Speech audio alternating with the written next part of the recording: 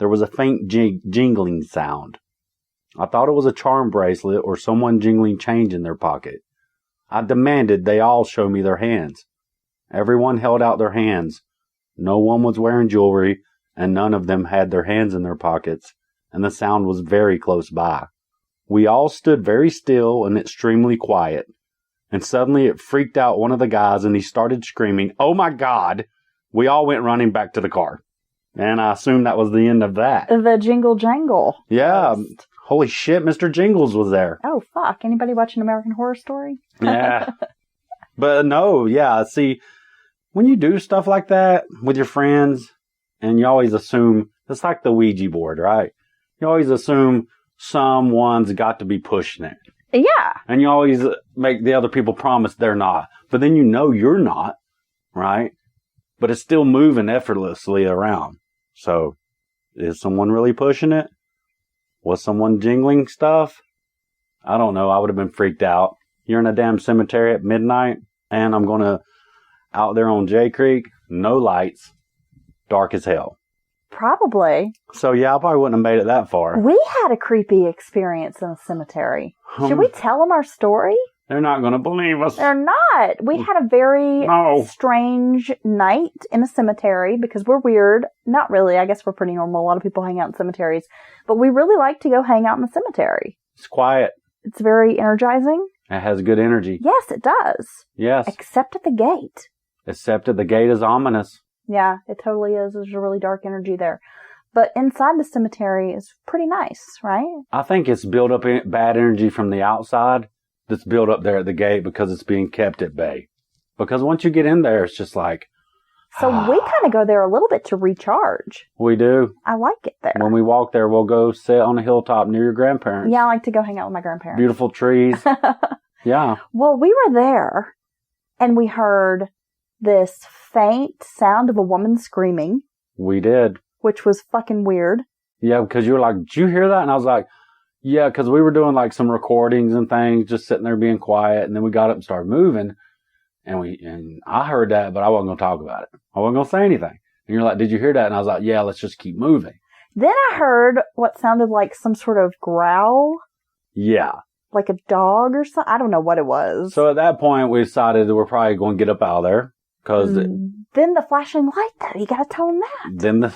Okay, so y'all aren't going to believe this, but this really happened. So there's a street light up on the hill. It's kind of prominent over a hill at the edge of the cemetery. Right. And it starts like flashing, flickering. Very odd. And of course, my brain is going to be like, well, it's just, it's a bad bulb. It probably does that all the time. So I looked at it and it was doing, what did I say to you? I looked at you and I said, it's like Morse code. Yeah. It was doing, I don't remember exactly. Morse code, like boop, boop, it was boop, like boop, boop, and then like a long. Two shorts boop, boop, boop. and a long. long. It was crazy. 2 shorts and a long. And as soon as I said, look at that pattern, it's like it's Morse code. It flipped to 2 longs and a short, 2 longs and a short. So, okay, now we were like, okay, I was like, well, that light just fucks up. It's just something that happened. Let's get out of the cemetery. So you said we should go just down. This is on a hill, a significant like hill. A little bank, yeah. Right.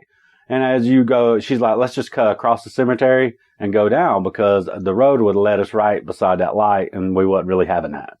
And we start going across the cemetery, but it's dangerous. I told her, I said, we're going to better be careful because every 50 feet or so, there's a 2 to 3 foot wall and a step down. So we're walking carefully, and we could see the road. And then what do? We both fucking walk off the side of this walk off bank. This 2.5, 3 foot wall in full stride. Oh, yeah. Because you looked over at me, and then I disappeared, and then and we fell, and we didn't get hurt.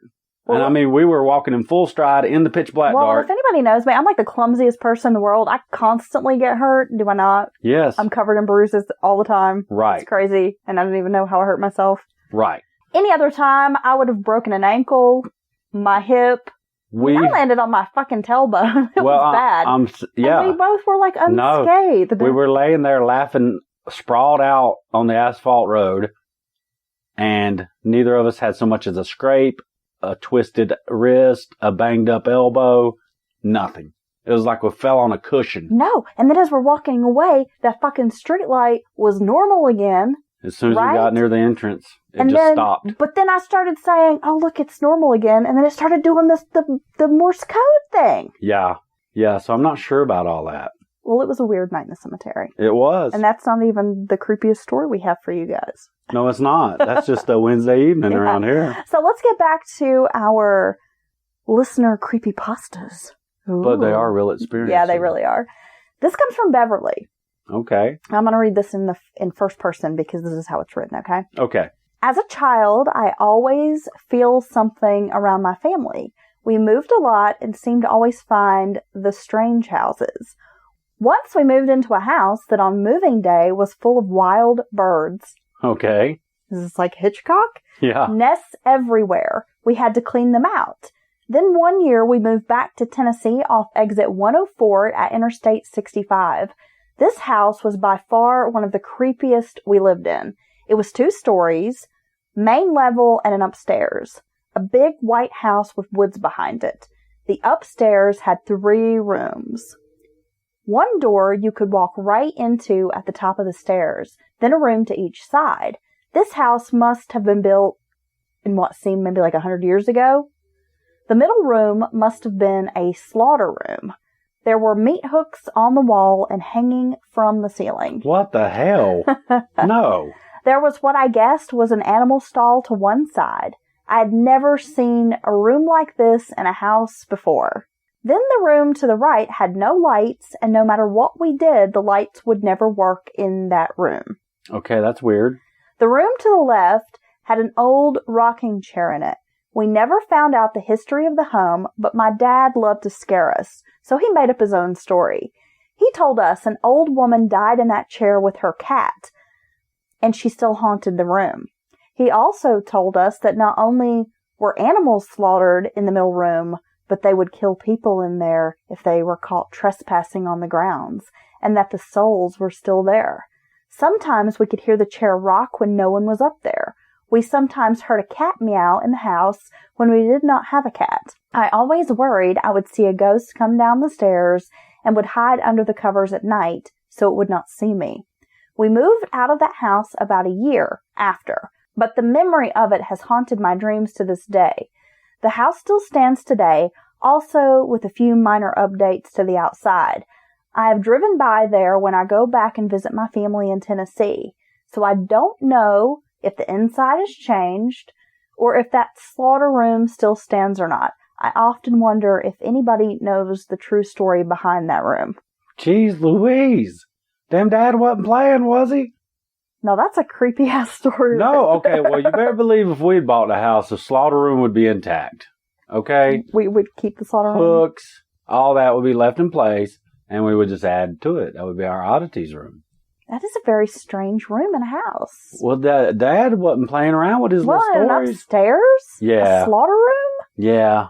I don't know. Very strange. Well, I mean, what would you think as a kid or a young person moving in like that? I don't know. I mean, my family, they country, but they ain't so country they got a damn slaughterhouse room inside the house. If you're out there and you're listening and you know something that we don't know about country-ass people, then please let us know, because that is a weird story. But maybe it's more normal. Maybe everyone had a slaughter room in their house.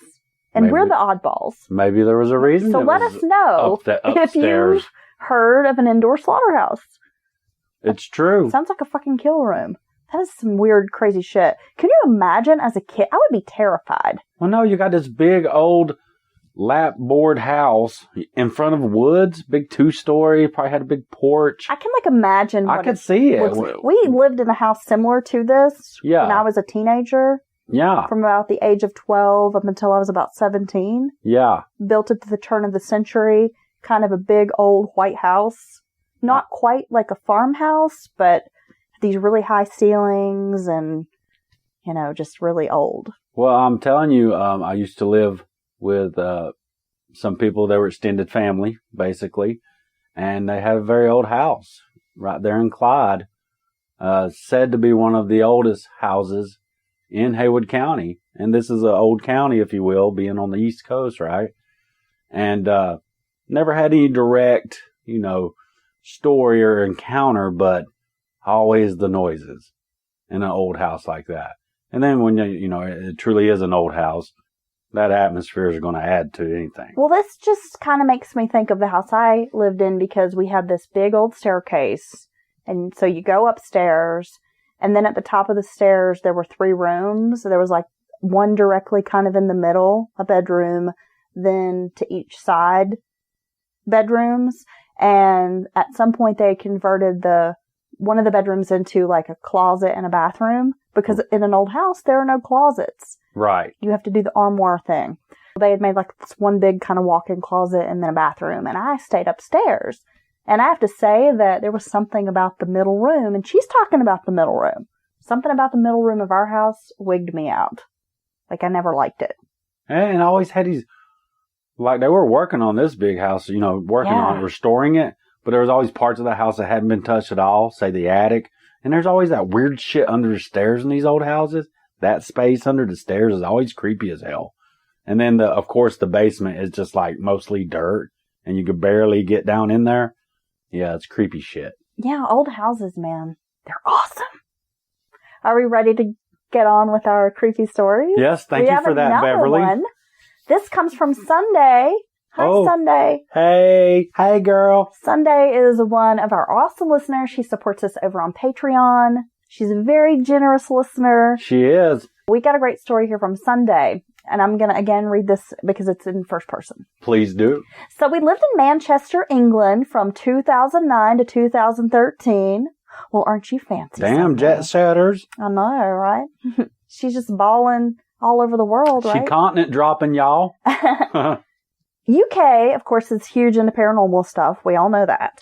And everything is so old over there, it can get spooky anyway. In our house there, we always felt a bit weird in one or two of the rooms, especially our guest room. Whenever me or my husband went to sleep in there for some reason, it was really hard to get comfortable. Just felt a presence of some kind of odd. Now, the weirdest, spookiest thing that happened there was with my husband's razor. We call it the razor story. Oh, wow. Okay. Our master bathroom was kind of long and narrow. The sink was along one wall and the roof was steeply angled with a skylight over it. So the vanity and mirror were along the wall behind it. So to shave, he would have to turn back and forth kind of from the sink to the mirror. Okay, that's weird. The sink was contemporary and had really wide sides to it. So we always left our toothbrushes, razor, etc., kind of laying on the sides of the sink. Also, it was a pedestal sink, so there was no cabinet under it or anything. Okay, I like those types. Yeah. One morning, he came downstairs, mad as a hornet, because he couldn't find his razor.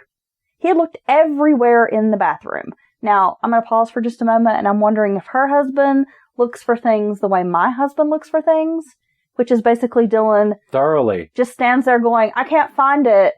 Oh, no. And then I come, and it's right there. I leave no stone unturned. That is a damn lie. That is a damn lie. Oh, help me find it.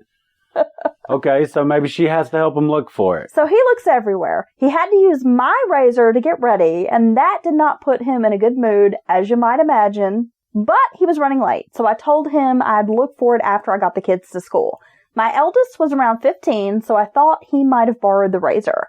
I got them up and asked both of them, both boys, and neither said they had it. I looked all over their bathrooms after they left, just in case. I mean, we understand that. We've got teenagers. Did you borrow this? No. And then where do you find it? In their stuff. Right. Like, put it back if you use it. Okay. They don't. No razor. So I went back into the master bathroom and looked everywhere I could. No razor. I brushed my teeth, went on about my day. I had to work downstairs for a bit, and then I was going to go shopping. I always put my makeup on in the vanity mirror behind the sink. I went up to put my makeup on, and when I looked in the mirror, the razor was lying on the side of the sink like it always is. Freaked me out, but I'm of the opinion if I ignore the ghosty, then it won't get a kick out of pranking me. Calmly put on my makeup, leave the house as fast as I could. There's really no way that razor could have been lying where it was supposed to be, and no one in the family saw it. Yeah. So she's actively looked. He looked. Maybe in a man way. Didn't look good. But I mean, come on. Ask I would the like to think